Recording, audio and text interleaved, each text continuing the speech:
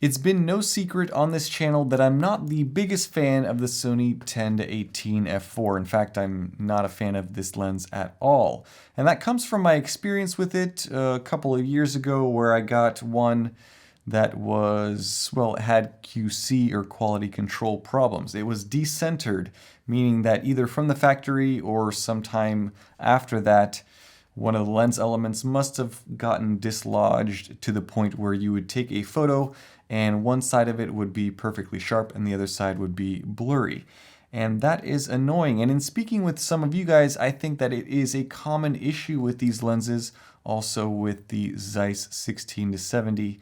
And if I were to guess, I'd guess probably 30 to 40% of these lenses may have some sort of imperfection, at least during some production years. But still, there are a lot of people out there that love this lens, and after Sigma released this, their own 10-18 f2.8, a lot of people are now wondering how it compares to the old Sony. And so I, yet again, bought another Sony 10-18mm from Japan. It came super fast, it's basically flawless, and I have tested it and it looks to me like a good copy of the lens, no decentering or other issues. As far as the lenses themselves, sizes are very similar. The Sigma is just slightly smaller and slimmer, but when you extend it out to 10mm, it's right about the same overall length. Weight is close as well. The Sony is 244 grams, while the Sigma is 270. Construction on the Sony is metal and glass. It's good, but the zoom ring doesn't feel quite as premium and it doesn't feel quite as refined as the one on the Sigma, which is made out of mostly plastic. The other bad thing about the Sony is that it tends to get dinged up and scratched, and that shows up as silver marks all over the body. And although the front lens elements are the same, it's important to note that the Sigma is an f2.8 while the Sony is an f4. But with the Sony, you do get optical steady shot or built-in lens stabilization, which is nice to have, especially on non-IBIS camera bodies. So let's take a look at how these two lenses perform.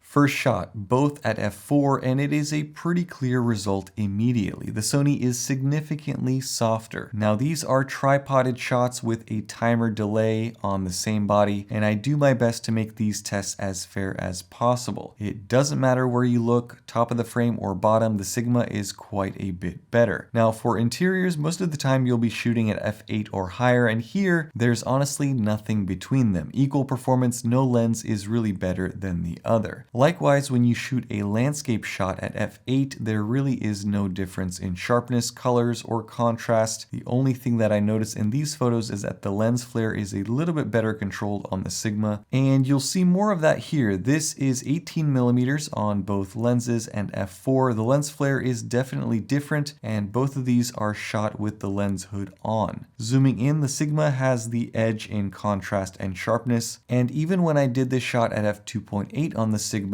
it showed better contrast and slightly better sharpness with more bokeh. Next shot of this hotel, you'll notice that the chromatic aberration performance is worse on the Sony. Things show up with purple outlining on high contrast areas, and this is something that Sigma worked on with their 10-18mm, so it shouldn't come as a surprise that it performs better. But even as you move to the corners, you'll see that the sharpness is better on the Sigma as well from one corner to the other. Even at f2.8, the Sigma shows better sharpness and less chromatic aberration. Here's another example at f4, and again, purple fringing is less of an issue on the Sigma. It's also sharper than the Sony across the frame, and really these next few shots show more of the same. The other thing that I'll mention is that the autofocus performance, at least I noticed, is slightly better on the Sigma. The Sony seems to lag a little bit and doesn't quite know where to focus at times, so for the purpose of this comparison, I selected my autofocus points in the majority of the shots. The next shot is here at 10mm. Close-up center sharpness is better on the Sigma, as is close-up ability altogether, as the Sigma lets you focus as little as 0.116 meters versus 0.25 meters on the Sony. The next shot is stopped down to f9, and again here there's not much to say. Performance stop down is virtually identical, but at f4 the Sigma is better. There's really no way around it. Even at f2.8, the Sigma is a better performing lens. So that is that, and that should be a pretty definitive comparison between these two lenses. The only other thing that I'll mention is the price.